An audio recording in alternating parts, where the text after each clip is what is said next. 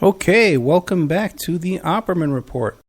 I am your host, Private Investigator Ed Opperman, and we are here. This is the AfterShow, which is brought to you by Audible.com. Go to audibletrial.com/Opperman Report and get yourself a free audiobook.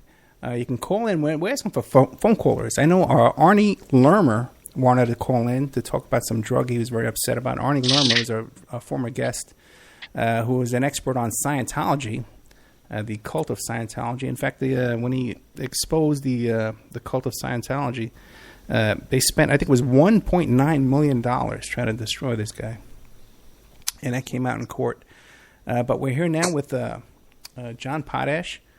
First, he was the author of The FBI War on Tupac Shakur and Black Leaders, U.S. Intelligence's Murderous Targeting of Tupac, MLK, Malcolm, Panthers, Hendrix, Marley rappers, and other linked ethnic leftists.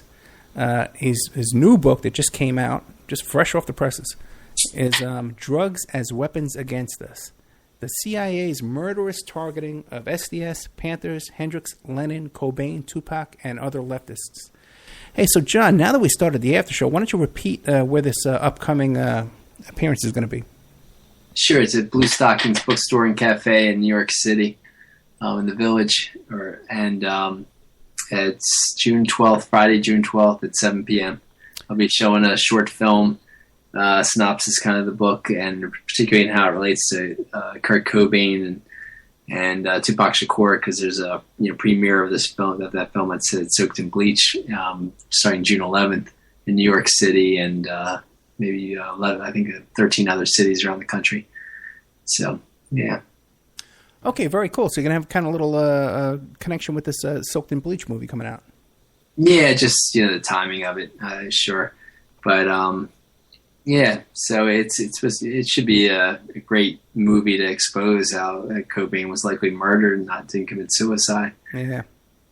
So now we had, just recently, I guess the last big thing we had was Occupy Wall Street. Yeah. And what do you think, man? Yeah, well, they had a film come out where they caught the police kind of bribing Occupy activists to come with them and to smoke weed and smoke synthetic marijuana, which kind of really damaging people, making them paranoid and a little out there.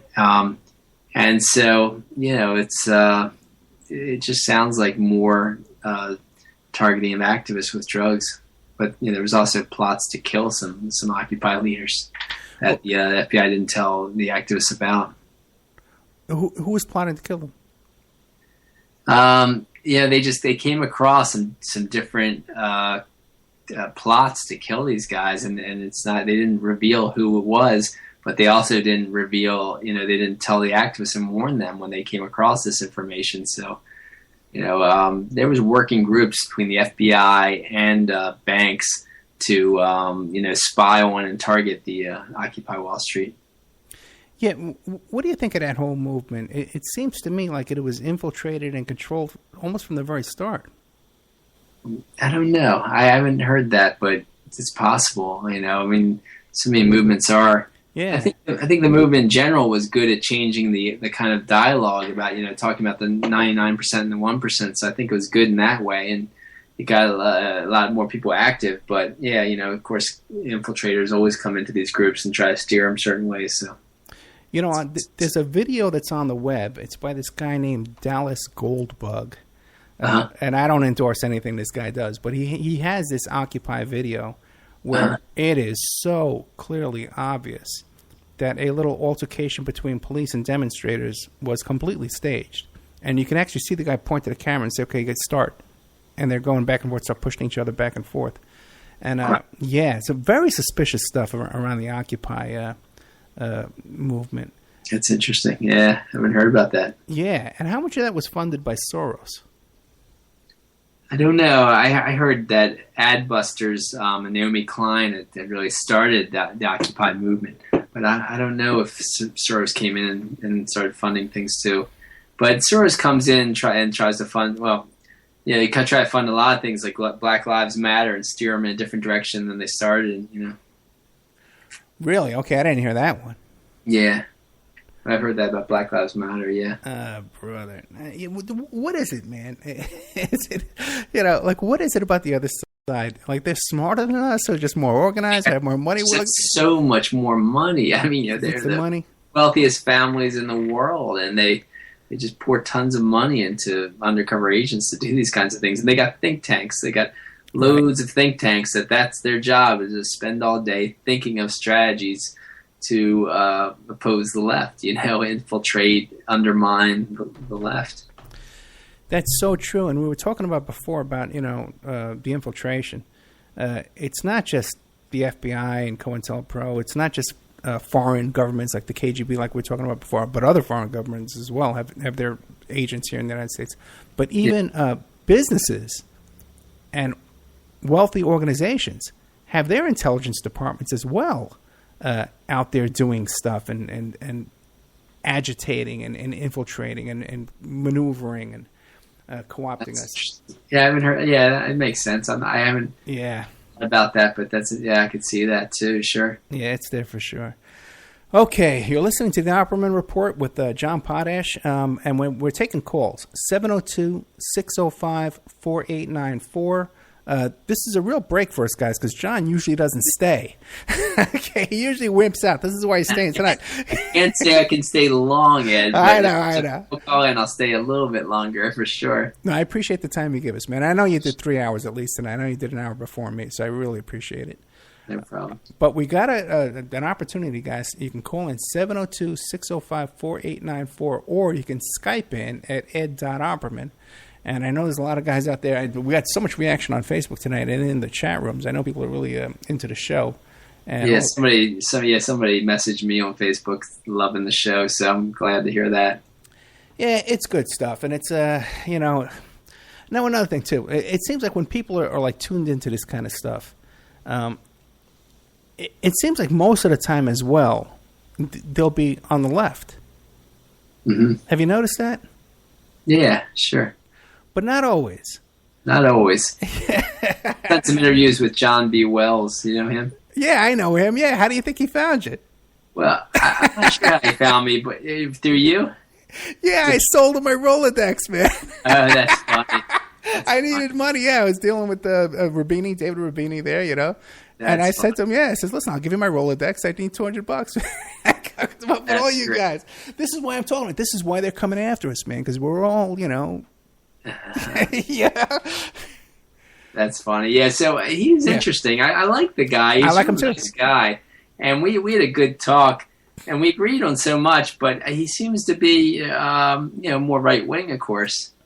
I guess. I mean, I don't know. I don't know what to say. He's a nice guy, though, so I don't know. So I think he partly convinced me to, well, he didn't do it directly, but I just thought that maybe I should put activists instead of leftists at the end of the title in the book, and I did end up changing it to activists instead of leftists, and other activists, because I didn't want to scare off the right-wing element that's been manipulated by all the right-wing media, because I think there's a number of them that are very well-meaning, and they just don't know that they've been brainwashed a bit. And, of course, the left wing's been brainwashed a bit too, so, it's like there's so much, so much manipulation on both sides. There's so much groupthink amongst the left community that that they end up shunning stuff that we talk about. They shun a lot of my research. They first shunned the FBI War on Tupac material, and so it took them a long time to start to even come to think to maybe accept it. And of course they shun a lot of the stuff I wrote in Drugs as Weapons Against Us. A lot of left wing magazines probably aren't going to publish this stuff. They've already rejected 1 or 2 articles I've submitted, and that's just the way it is. And maybe they just weren't good articles, but it's just been the trend that they have a certain kind of groupthink. They don't go outside that groupthink, or they also get funding from some foundations that make them worried about going outside a certain train of thought that might offend their funders. One or the other. Exactly. And also, too, a couple of things. First of all, on the left, we seem to want to eat ourselves. we want to nitpick about every little we want to debate Trotsky. It's ridiculous. Yeah, splitting hairs on socialism, It is so true. We're our worst enemies, man. Yeah, but I swear to God, I think a lot of those people that do that are either agents themselves or they've been manipulated by agents, because those ridiculous socialist groups that split hairs on whether Cuba is a true revolutionary country or whatever the crap they're talking about is truly socialist. It's so absurd. I can't stand hearing these people criticize people that come from Cuba and talk about and say, but you don't have real democracy in Cuba. You don't have real unions in Cuba. You don't have this. And they're like, no, we do have unions in Cuba. And they're like, but you don't really follow socialism. And like, well, we think we do follow socialism. It's just so absurd. You hear some of these people talk. Yeah, I hear you, man. And on the other end, though, too, we have to recognize that, especially in talk radio, it's controlled by the right wing. It's controlled by the extreme right wing.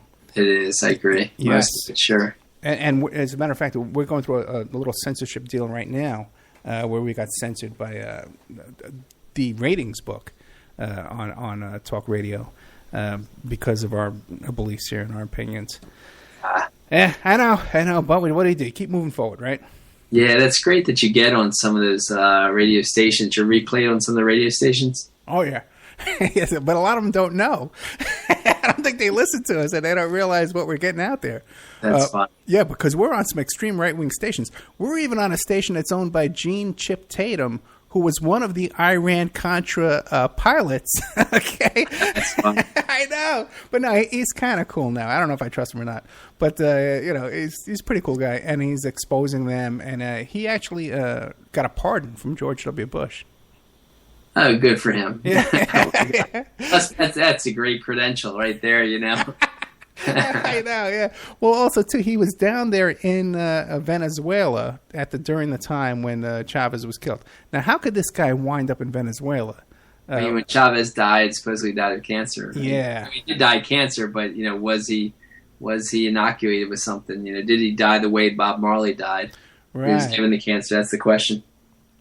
And there's even talk right now that Nick Bryant, who wrote the Franklin scandal, right now is also in the hospital. Oh, that's the other guy. That's the Nick that's in the hospital with Dave. Dave McGowan's in the hospital. That's scary. That's sad. It is scary. What do you think of this, man? And that other guy too. I forget his name. It was a suicide.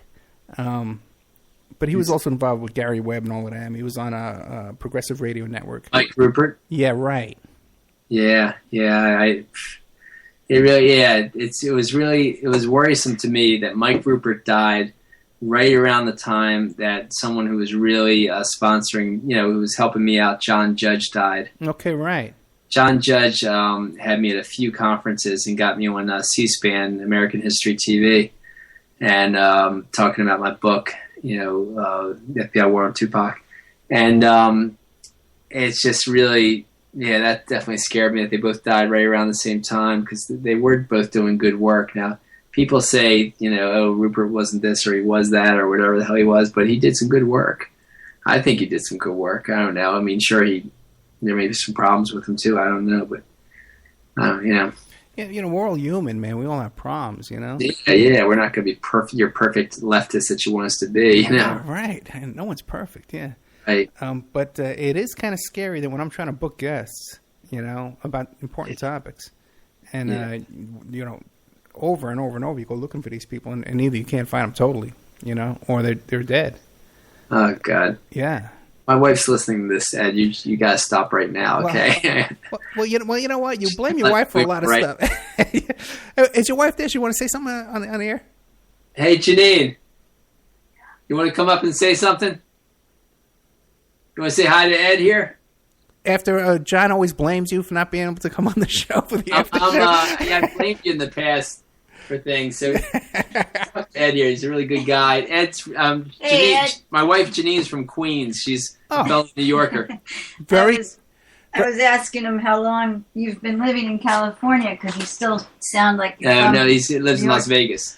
Oh, sorry, Las Vegas. Yeah. Yeah. Yeah, I've never lived in California, and I've lost my New York accent. I no longer have it.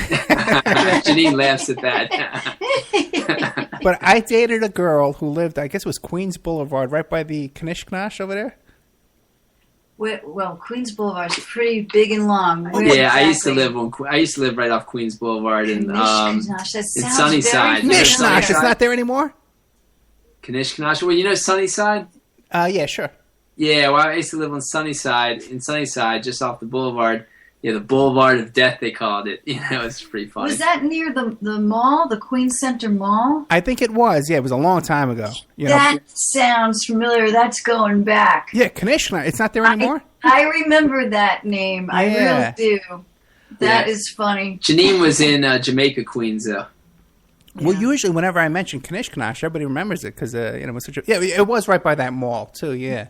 Yeah, It was by But that you know, mall. Queens is huge. Yeah. So, you know, if you're not from that area, Queens. I remember it. But she remembers the name of it, yeah. So what made you guys move to Maryland? I don't know. I don't know how I got here. I'm still asking myself that. I grew up in Baltimore, and so, you know, then I went up to school in, New York, and we kind of met in 1990 and kind of rehooked up in 2000 up in New York. And when we were like looking for houses, the prices up there were just unbelievable. So Baltimore was so much cheaper, you know. And everybody from Baltimore leaves for a while, then they come back to Baltimore. It's like a thing. Yeah, that's what I hear. So what do you guys make of this thing going on, with these protests and stuff going on down there in Baltimore right now? You know, I don't think there's as much going on as what people seem to perceive. Yeah. You know, as far as like they just keep talking about the riots. Yeah. And, like the riots happened like one day. Well, And granted, I'm not just trying to downplay it. But it's a shame. The whole thing's just so sad. I mean, yeah, it is sad. I hope. There was that one major day of riots, but there was more action, more rioting and protests the next day too. It's just that there was a lot of attempts to quell it. There was a lot of there's kind a of lot focusing. of good stuff going on. You know? But there was a lot of focusing on that one area where they were burning the cars and doing the most rioting.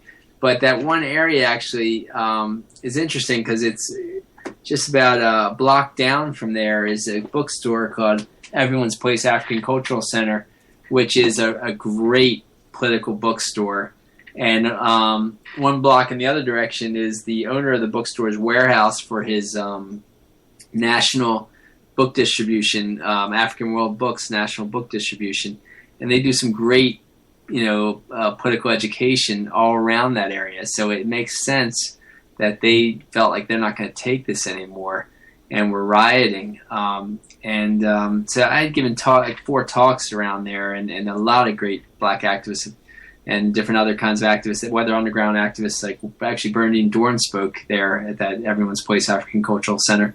And so I think it was a really politicized community.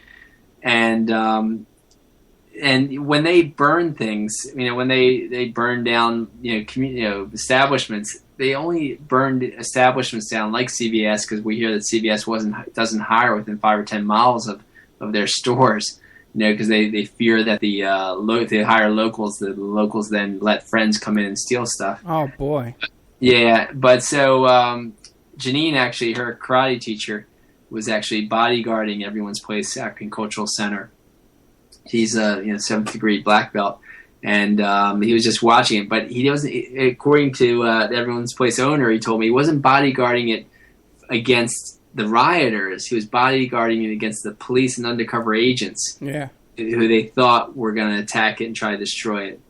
And so, that's an interesting aspect of things. Well, what about that whole story about how they stopped the bus, they shut down the buses so the kids couldn't get home from school, and then when the kids were at the center or a mall, whatever it was called, they were all stuck there, they couldn't get home, and they were crying and borrowing cell phones to call their parents because a lot of these families don't have cars.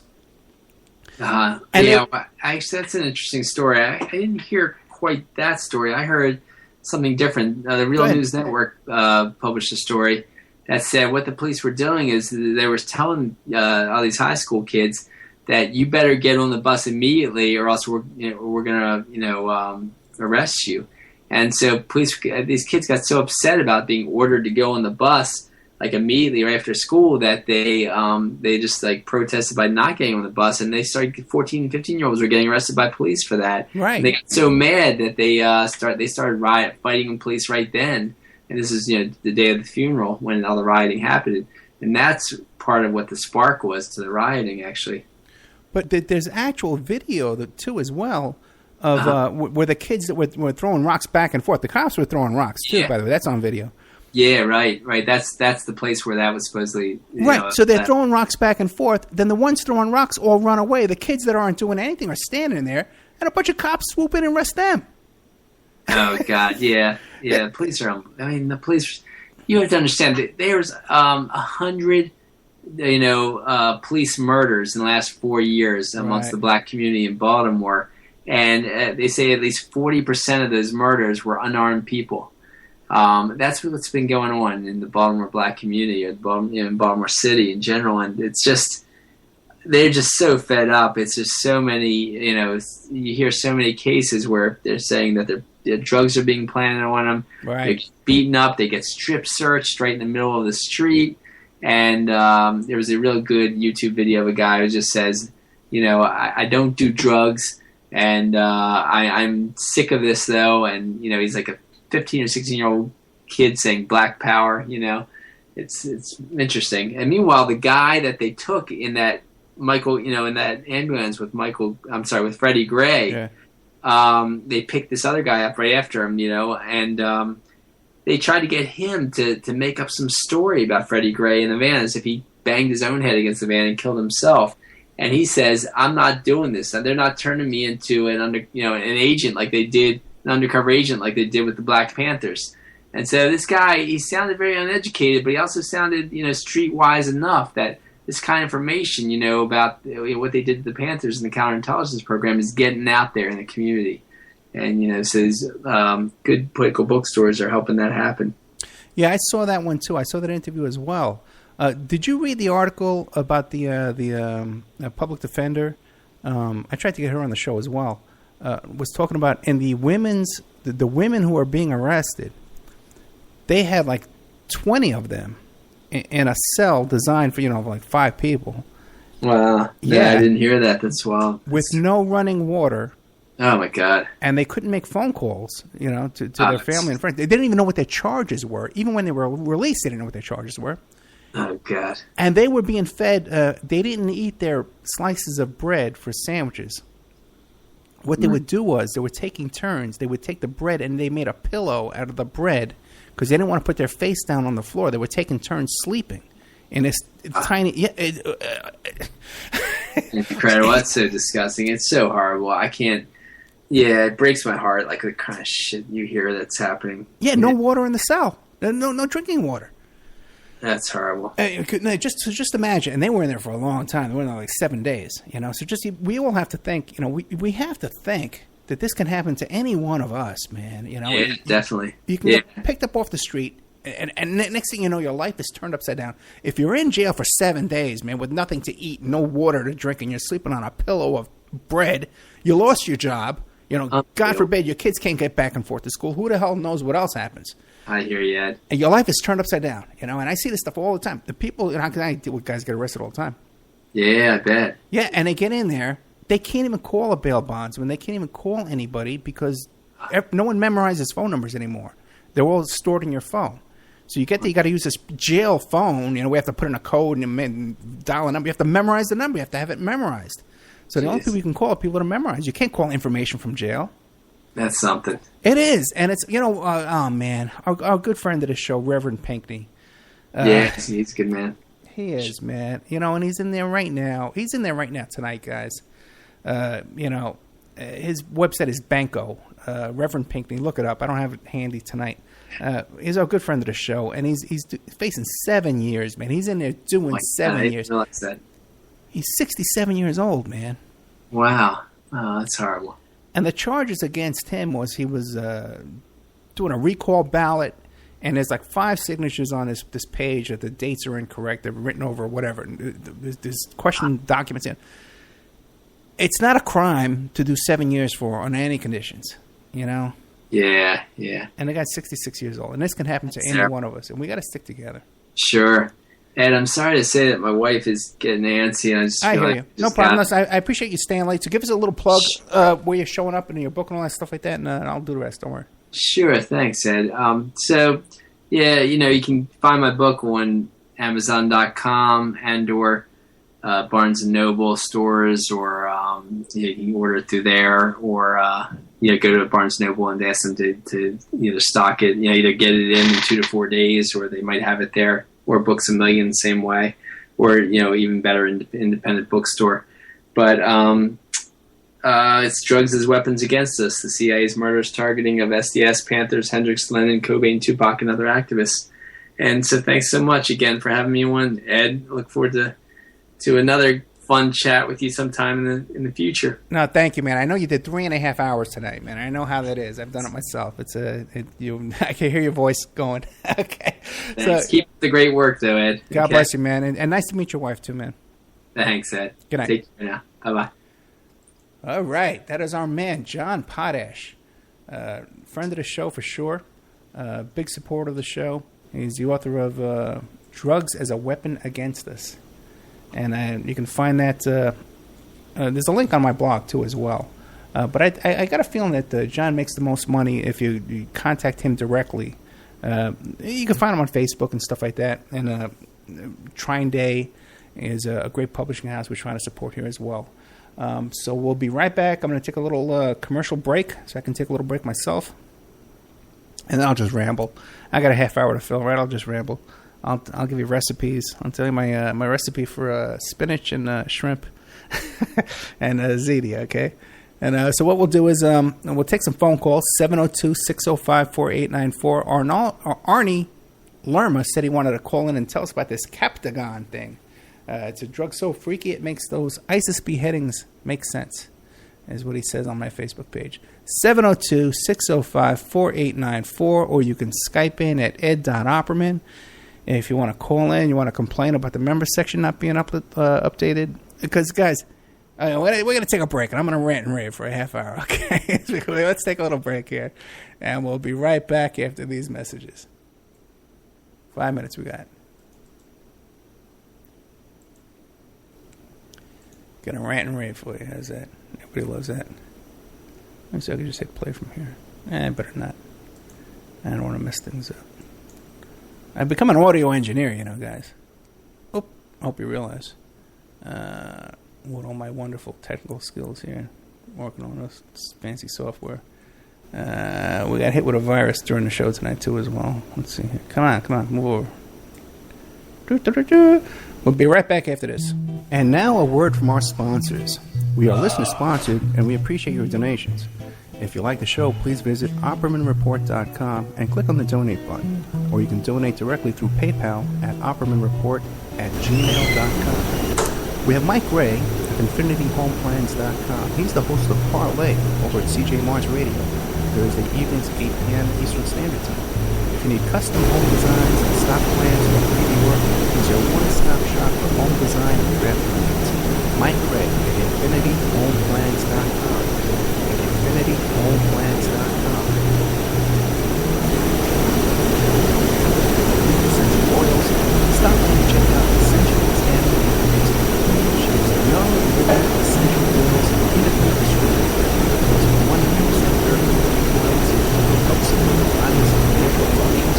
Visit the website posted on Essential Tanning to see the current deals, or email at Jocotanning, JOCATANI.com, or call 352-239-8546.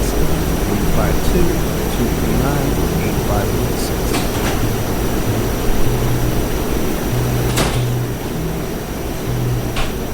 Hey, if you need a private investigator, go to my website, emailreviewer.com. We offer asset searches, locates, skip tracing, adoption investigations, online infidelity investigations. We can recover deleted text messages from a cell phone or trace an email to online dating websites to catch people cheating. That's emailrevealer.com, or you can call 800-572-9762. 800-572-9762. 9762 or emailrevealer.com, my PI website.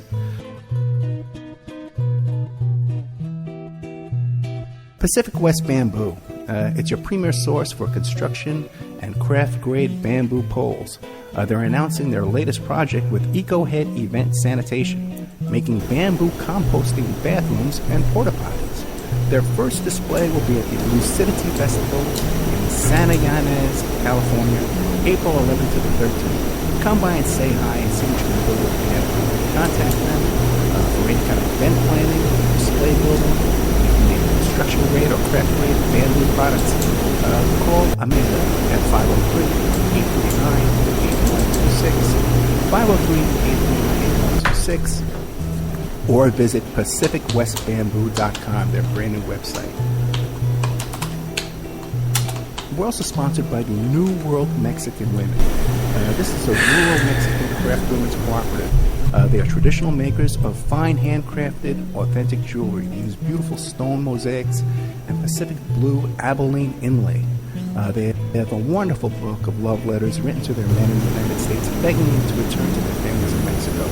But they've written a new book, and it's it's about a young girl that falls in love with a rodeo bull rider and runs off with him without telling her family. It's a beautiful love story called Azuquita Part 1, Azuquita to the Rodeo.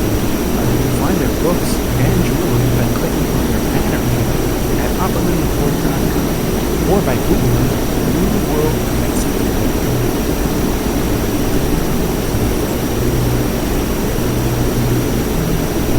You can also promote your business or website right here and have your ad played all over the world 7 days a week by emailing OppermanReport@gmail.com or calling 800-572-9762.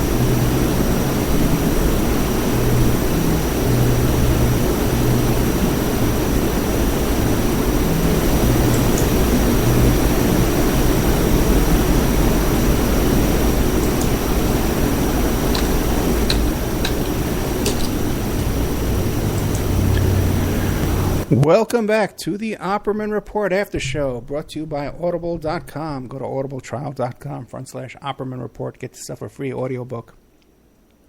This tonight was a historic show. We actually got John Potash to stay for a half hour into the After Show for the first time. We've been blaming his wife, but I don't know. I think it's John's the lazy one, and it's not the nagging wife. She seems like she's too nice to be the source of this problem here. Oh, we got a call coming in here. Let's see who's calling it. It's 623. Welcome, 623. Hey, Ed, how you doing? Good. Who's calling? This is Bob from Sun City. Oh, I'm just an independent caller, and I've been following you for about 6 months now. And I just wanted to compliment you on your subjects and topics that you have brought up. And that I wanted you to know that there are a lot of independent listeners out here. No, thank you very much. So now listen, if you're into all the stuff we're doing, what do you recommend for an upcoming show? Well, how much of a resource do you have on contacting people that have been involved or have been survivors of mind control? Well, I tell you, that's a tough one because honestly, those people, and they're out there, they're really difficult to deal with, because they've been through trauma, so they're hard to get a hold of.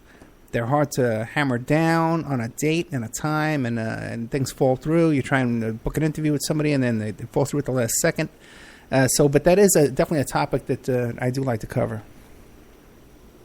Well, what I was thinking of is Kathy O'Brien. Yeah. Now she has been interviewed many times. I don't know. You're the guy that you're the one that has been out there in the field and having to do this. Now I was thinking more of like Kathy O'Brien, who has been interviewed on many stations and has written her book as a possible candidate for you getting into kind of that area if you so choose. Yeah, I emailed her. A while back. No response. I've found out that a lot of times people we email and try and get on the show later on when a third party gets to them, that we find out they never got the email. You know, so there's a lot of that going on as well. So if you can get a hold of her and tell her about us, you know, that'd be great too. Anybody wants to do that kind of stuff, you know, you get a hold of a guest, a topic, you know, tell them to contact me or contact me with a guest suggestion, because we're all into the same stuff. There was some other people, but if you are not getting, you know, a response from the likes of Kathy O'Brien, who has been in the middle of this for a long time, and you're not getting a response, then you might have something there about what you're saying that they're hard to nail down. Oh yeah. I was saying to John tonight, you know, a lot of people who try and get on there, they're dead, you know, or they're hard to find, or you email them, they don't get back. I'm trying to do a show right. Yeah, go ahead. One of the things that I firmly believe in, because I had, I can say this, but I can't say the name. I've had 2 friends that were murdered. Okay. And this happened way back. I'll give you a little story on this, and you'll relate to this. I was down in Los Angeles visiting some people, and they asked me if I would give this guy a ride up to Santa Barbara. And I said, sure. But he'd have to spend the night because I was having to go all the way up to Santa Barbara, and my home was in Ventura. And so he said, sure, I can spend the night at your house. So I took him out to breakfast and talked to him for just a little bit, but he was one of the most remorse individuals that I had met up until that time, and I was very concerned. So when I dropped him off in front of his parents' house, he said to me, I want to thank you, Bob, for giving me a ride. I really appreciate this. But the way that he said it was that he was so full of remorse and sadness. And so when I said, well, what do you do? And he says, I work for a company. And the words didn't ring true until several years later. So anyway, I was so concerned about him, I made a call over to his destination 2 weeks later to see if he had arrived on the big island of Hawaii. And they said no. So I didn't find out what happened to him until 10 years later, Ed. 10 years. And what had happened to him, they had found him murdered in a field in North Carolina. And then the words rang true because I had read more articles. The words, he worked for the company. And that was an acronym for the CIA. So there were a couple of years later after that, I ran and made friends with a guy that was a CIA covert operator but was retired. And I asked him about the movie The Day of the Condor with Robert Redford. And I said, is that true? And if you've seen the movie, and for your audience out there, it's about a CIA covert operating listening position operation. And so the guy, Robert Redford, said, hey, I'm going to go out and get some pizza. And he says, all right, bring us back some. So when he came back, they were all dead. So I asked him about the movie, and I said, does the CIA do this? And he said, yes. Anytime a mission is botched, these are his exact words, anytime a mission is botched, everybody dies. I couldn't believe what I was hearing about an institution that was supposed to be patriotic and, for the United States, and they're murdering their own people.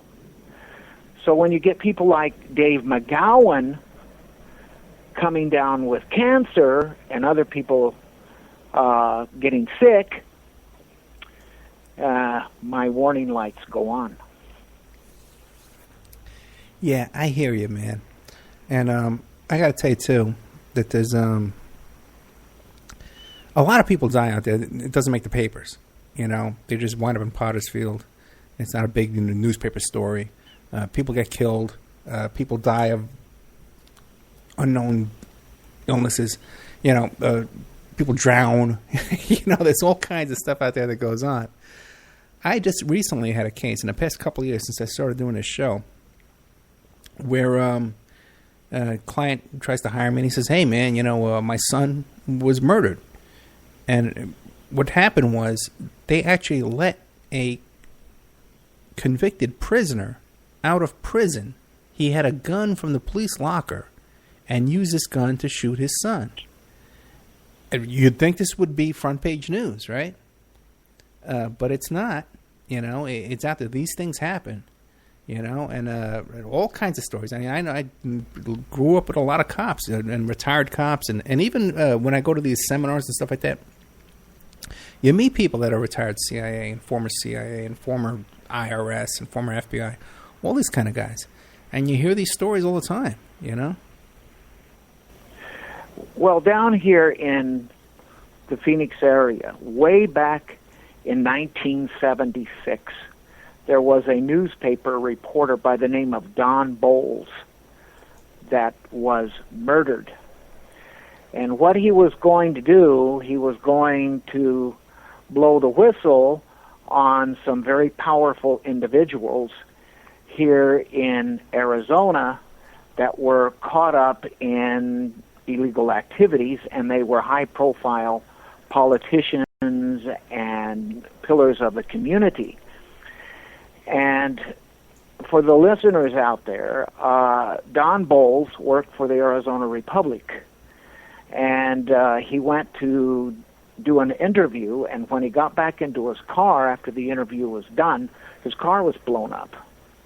Well, they caught the perpetrators, and one of them went to prison, but then served his time and was released. Now, why that release happened is, think about it. So anyway, I think about 5 or 6 or half a dozen newspapers sent their reporters down here to Phoenix to investigate. And if you want to read, and this is for you, Ed, if you really want to read for some very interesting, it's a source for what you could use in the future. It's called Project Arizona, and you can get it from Amazon. And it will go, they did a beautiful investigation of what was the corruption of Arizona. And essentially what it was is that there were two driving forces that drove this economy. That was land fraud and the drug trade. Yeah, marijuana, yeah. Well, in this case, lo and behold, it was heroin from the state of Sonora. Oh, really? Yeah. Mexican mud or Mexican brown. Now, I have a friend that used to smuggle, and he served his time in prison, but he said, yeah, I used to smuggle heroin. And I said, where did you get it? And he said, the state of Sonora. So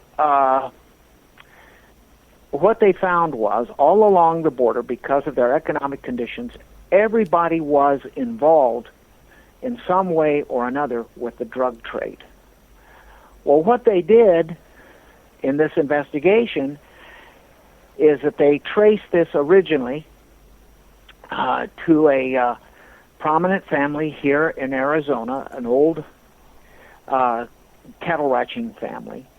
And this individual connected up with Joe Bananas. Oh, really? That was sent out, that was sent out by the Brofman family to set up the rat lines for the heroin trade from the state of Sonora. And so from that point on, in 1947, there has always been underneath this narcotics trade that has existed in this state. So I encourage you, Ed, to get the book, Arizona Project, and it can be a source that you can run down very easily for yourself on topics like what Dave McGowan brings up. You know, I would like to get into that because in Arizona, the state of Arizona, especially not Tucson, Nogales, Naco, all those, Douglas, all those border towns. So I get it. You're right. The main economy of those towns is the drug traffic coming through there. It has been since the 70s. Well, now I will. There's another guy that I will tell you that. And I'll try to contact him for you and see if he might be interested. And he was a senior Border Patrol officer that worked the Tucson sector. And he's given some talks by people who have an interest in illegal immigration. And his name is Zach Taylor. And he heads the National Association of Former Border Patrol Officers, and he was a senior tracker. Now, he told me a very interesting story, and if this gets too long, Ed, just give me the high sign. Well, okay, we got 10 minutes. We'll be on the Awake Network for another 10 minutes, but we can go longer. In fact, 9 minutes now, but we can go longer after that if you're still in the middle. Okay. What he said is that there are established families all along the border that their trade is smuggling. Oh, yeah. And there are families that have been doing it for like 3 and 4 generations. That's what they do. Now, about 3 years ago, we had a Arizona Border Patrolman that was killed by members of the drug cartel out on a listening post south of Tucson over in the Fort Huachuca area, which is a major drug running area. Now, here's something that he pointed out that I did not know and which would interest you. There is, east of Tucson, a national park area called Oregon Pipes, and it has specific species of cacti that are endangered.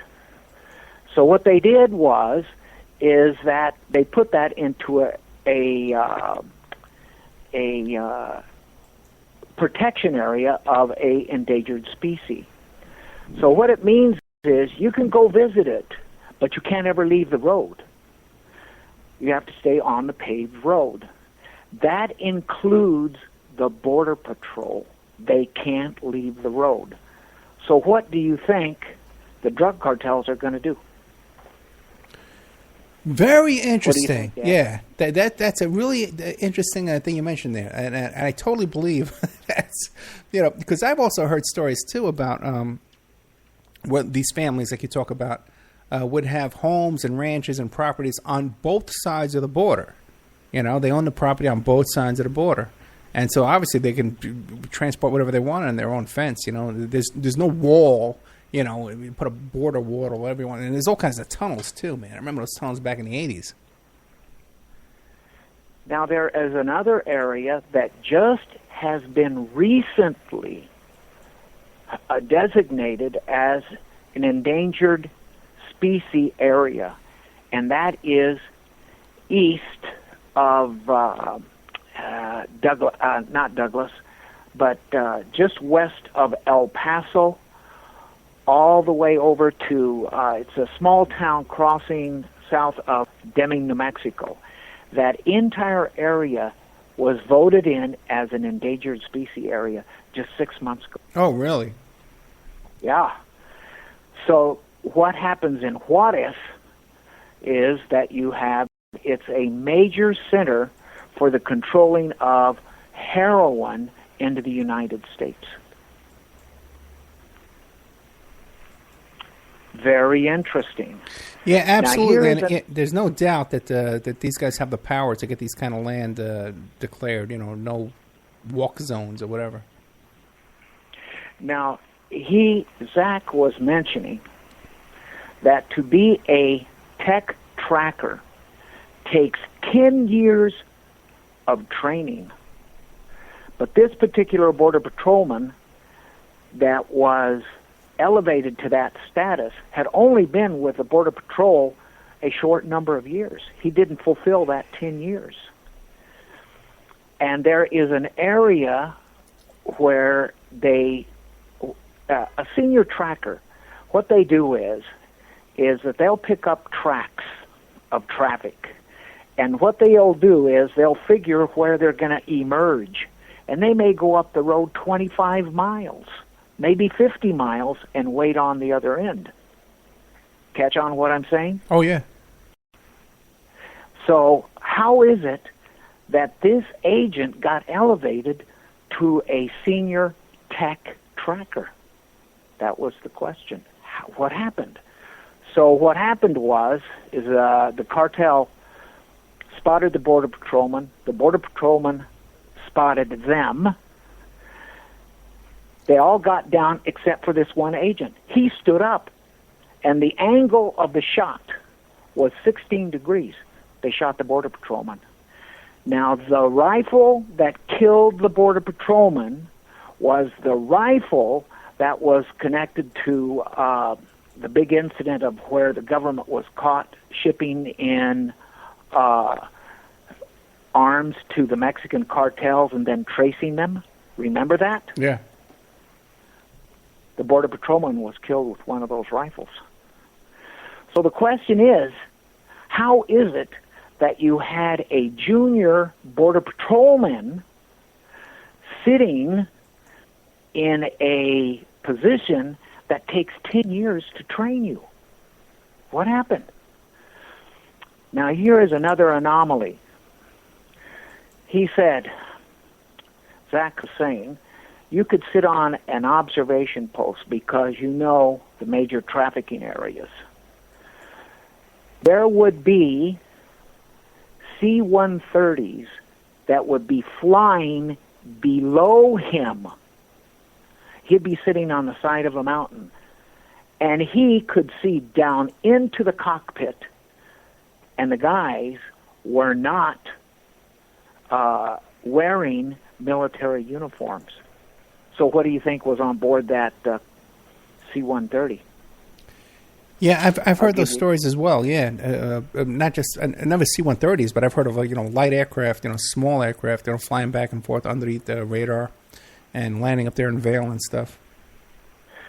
So you have another anomaly that you have an airport that is northwest of Tucson, where this plane was eventually to land. Very interesting. So let's relate this back to the book called The Arizona Project. It is very interesting. Now, I'm not going to mention names because I don't want to get you in trouble or anything. Prominent politicians were involved. Prominent politicians were involved in the drug trade. And some of them became senior statesmen. Oh, I wonder who that could be. No, I'm not going to say. I'm just going to tantalize you a little bit, Ed, and then you can get the book. And it also included murders that happened up in Las Vegas and down here.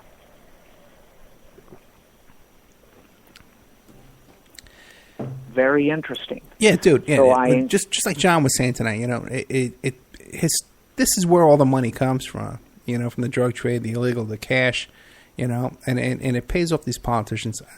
I've seen this since I was a kid in New York City in Staten Island. Oh yeah. I was in and out of Tucson too. I don't, my story. I've spent a lot of time there, and I'm very familiar with the politics that went on in Tucson and Tempe and Phoenix, and it's all run by the drug industry. At least it was back in the '80s when I haven't been there since '89. Well, anyway, I think that Zach Taylor might be a very interesting guy for you to interview. No, sure, I'll take him. Yeah. And just Google his name, Zach Taylor, National Border Patrolman. Let's see, it's the National. Let me get I'm blind without my glasses. The National Association of Retired Border Patrolmen. Well, definitely you can email me at oppermanreport@gmail.com, or you can go to the oppermanreport.com website and contact us through there as well. Yeah, I'll do that. Yeah, and anybody listening to, if you have a guest suggestion, this is the kind of topics we want to talk about for sure. And, if we can talk about these topics, we can talk about them. But if we can't, we can't. You know what I'm saying? But, yeah. Yeah. You know what I mean? And I know. Yeah. I know. Because when you... Go ahead. Go ahead. No, go ahead. Well, I just want to say, too, that one thing that in the past couple of months, we really seem to be hitting a nerve out there, what we're doing. And we're getting a lot of tips, in the background. And a lot of really, really good information being sent in. And I don't have all the time to respond to every email I get. But I really, really do appreciate that stuff, guys. The stuff that's being sent to me, the really good information, okay, that's really inside stuff about the new election coming up. I really, really appreciate that. And these new sources that we're getting right now is really valuable stuff. So we're moving on to a new level of that I've never experienced before in my life of having access to really inside information. So I want to thank all the previous guests and listeners and stuff like that for helping out.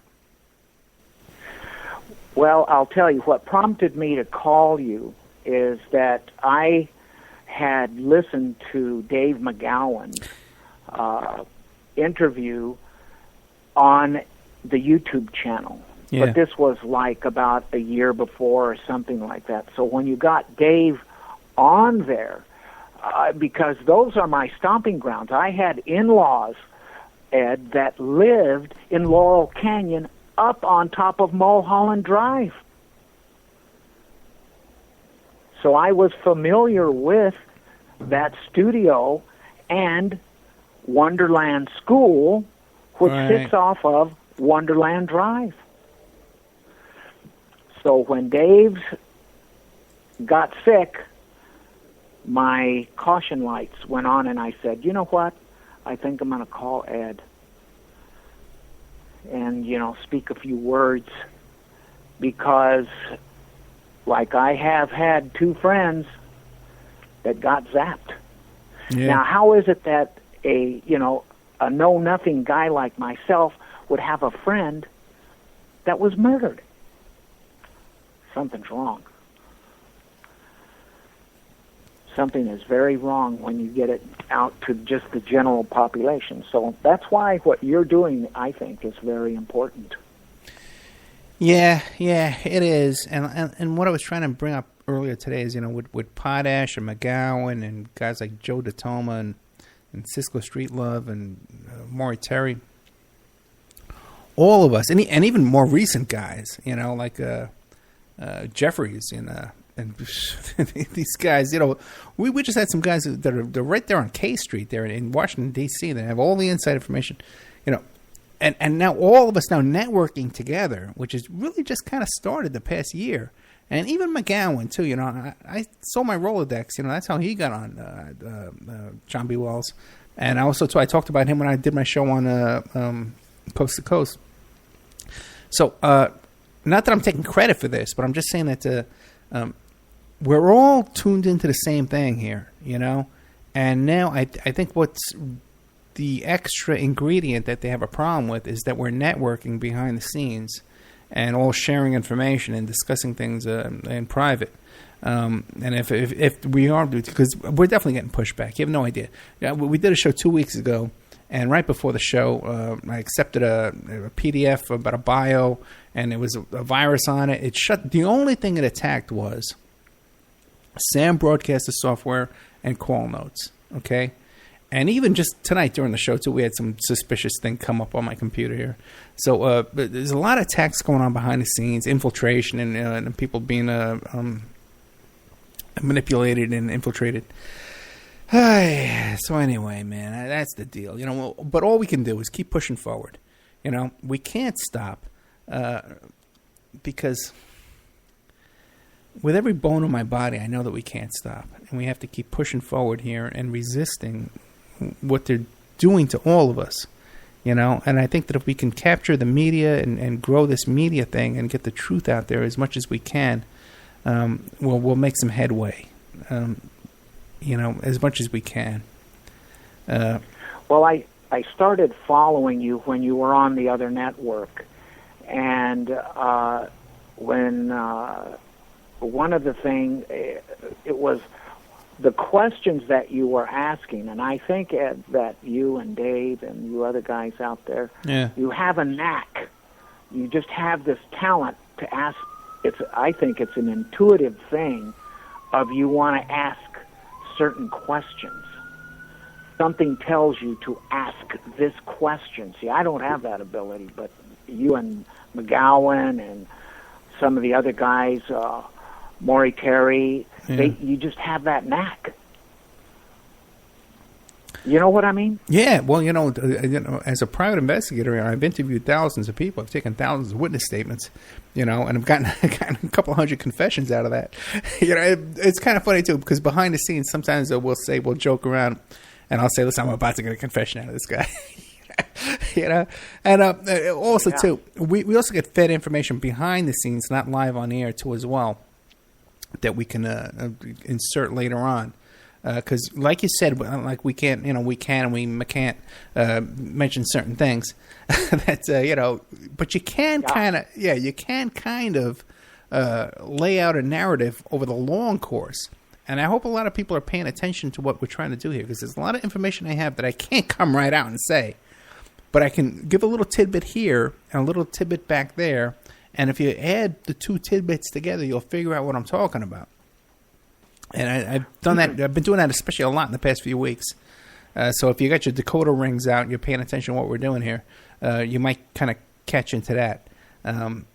But there's a lot of information out there we'd love to say, you know, but you can't, you know. Yeah, you can't because it just is. It's too much. Yeah, it gets ugly. And I know what you mean.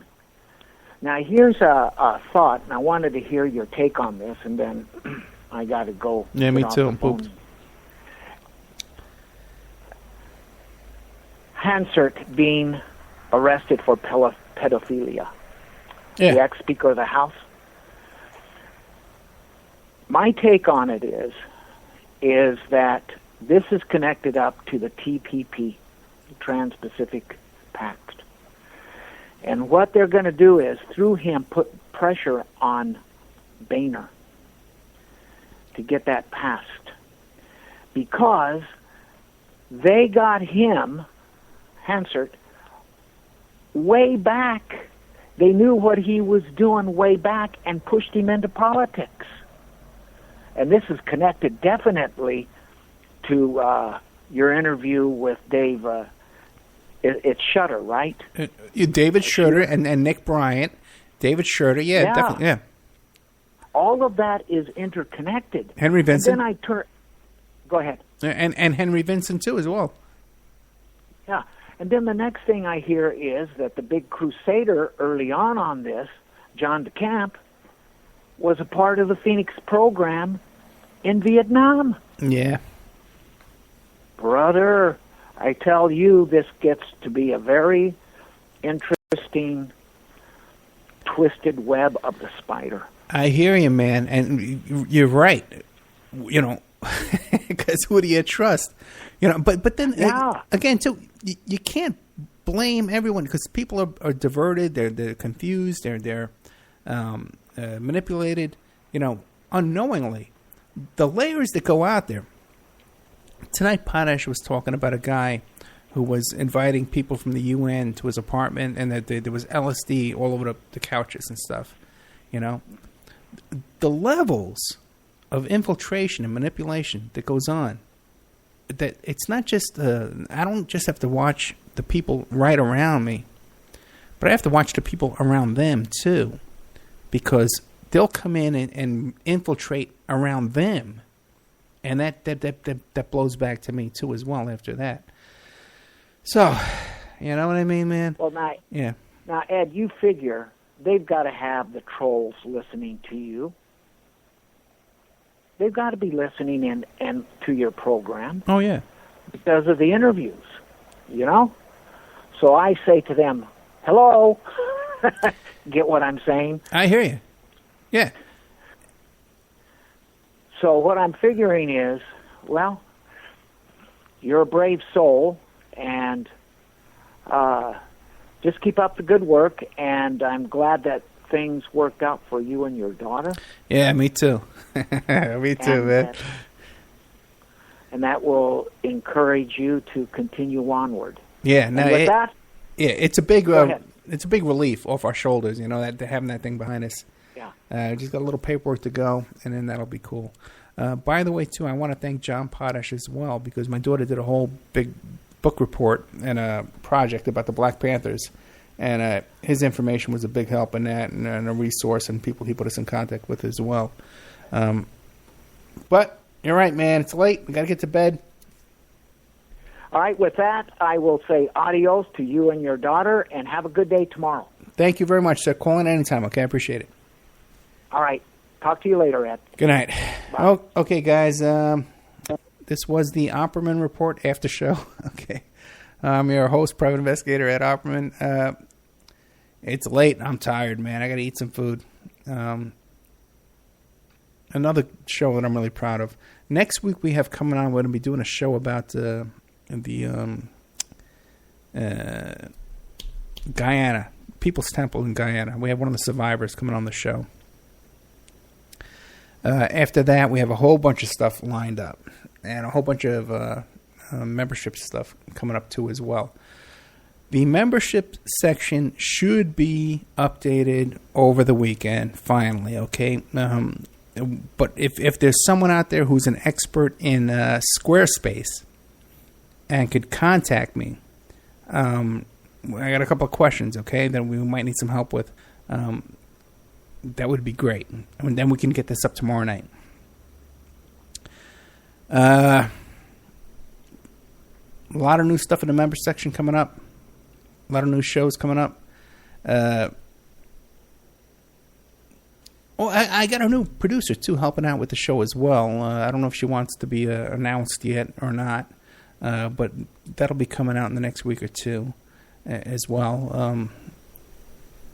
Who's been a big help behind the scenes recently. Let's see. Thank John Potash, author of... I don't have it pulled up, but you can go to my blog, oppermanreport.com, and find the Potash link there. And pick up his book about drugs used as a weapon against us, which I definitely believe in. So thank you all. Once again, good night. A lot of good stuff going on. Vic graduated 8th grade yesterday. Going into high school. She's going to be a freshman in high school next year. In a great high school. Really, she's going to be in the AP classes, college classes. She's going to be taking in a freshman. The only AP class available in her school, she's got accepted to. With enthusiasm. I saw the notes from her teacher. They're happy to have her in there. And they're very excited about the work she does. You know, this project she did about the Black Panthers and stuff, and her participation in class and stuff. And I'm really proud of this kid. And we had a graduation ceremony yesterday, and you can't imagine. I'm just standing there. You know, we had a long day, man. You know, I had to rent a moving truck and move some stuff around and get my bicycle fixed. And crazy day. And we were down there. And I was watching the ceremony, and I saw about how, a lot of the kids go by and they shake hands with the principal, and we had a local politician there. And when Vic goes by, I see them shake her hands. They're happy to see her. They're really proud of this kid, and they're impressed with this kid. And there's a communication back and forth that goes way beyond a lot of the other kids in this class. This is a gifted school. This is a magnet school. I'm not taking credit for this, man. I'm really proud of my kid, and other people are too, because the teachers came up to me afterwards, and I looked like a mess, man. I was exhausted. And but they came up and just complimented Victoria, to me. And other students and other parents came to me, and just praising Victoria and appreciating the stuff she does over there at school. So I'm really impressed with my kid, and I'm really proud of her. And we have come to a turning point with the custody litigation, and we're going to be getting out of that soon. The other thing, too, is to keep in mind is the members section. That's the other thing I want to remind you about.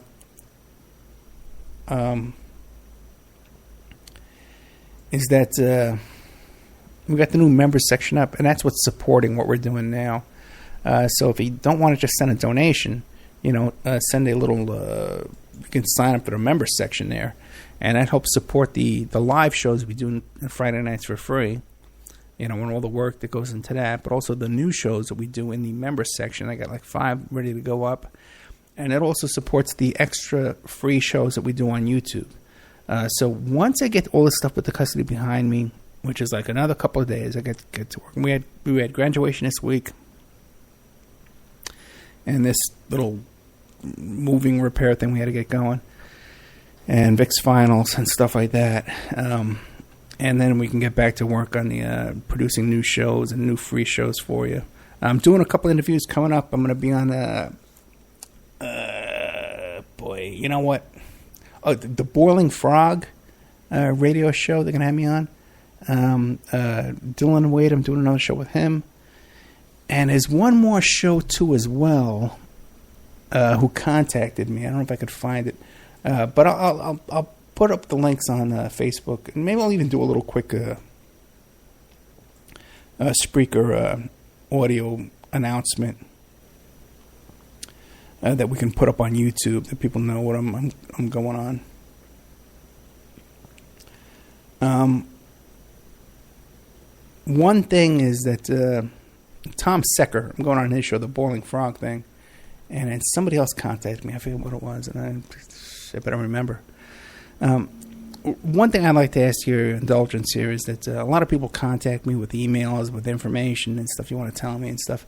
If we could take it easy on Friday, okay, because Friday is right before the show. There's a lot of preparation that takes place, and a lot of people seem to get excited about the show on Friday, and they want to send me info and contact me and complain about the member section and stuff like that. If you just give me a break on Fridays, okay, guys? Wednesday, Thursday, great. Monday, Tuesday, great. But just Friday, it's a busy day. If you can just give me a little break on Friday.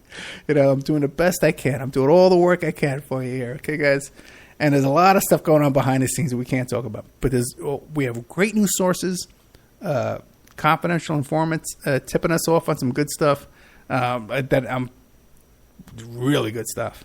Okay? So, and I thank all you guys for giving me that. All right, good night. Well, it's the end of the show. We got to get out of here. I got to eat some food, eat a baked potato, and get some sleep because I'm pooped. Good night. Thank you for listening to the Opperman Report, brought to you by Audible.com, audibletrial.com. Hey, by the way, too, don't forget that spot, where you hear me mention audibletrial.com and no one ever does anything with it.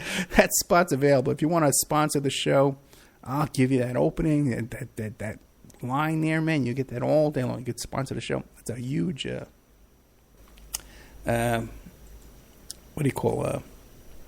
ad for you there. Okay? And you have no idea how many downloads we get. We're about to hit my God, like 350,000 downloads we're about to hit. And that doesn't include all the old YouTube views that we had back when we were on Revolution Radio and stuff like that. All those, there was about 150,000 there that are gone forever. Then also, too, we're downloading on Late Night in the Midlands.